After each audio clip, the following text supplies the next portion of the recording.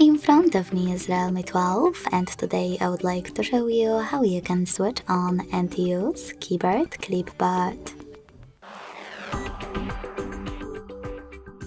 First of all, launch your keyboard and click on Clipboard icon at the top of it.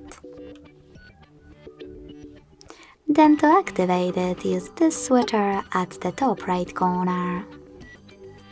Now to use it, click on this arrow on the left,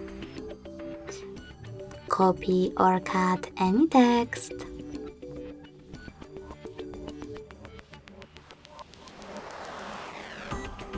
and to paste it, tap on it on the top of your keyboard. You can also click on Clipboard and paste it by clicking on it over here. To pin one of your added sentences, use this pen at the top right corner and click on the chosen one. Then tap on Pin icon. You can unpin it the same way. If you wish to delete it, tap on the pin, click on your text and use this pin at the top. Lastly, to disable Clipboard completely, use the same switcher as before.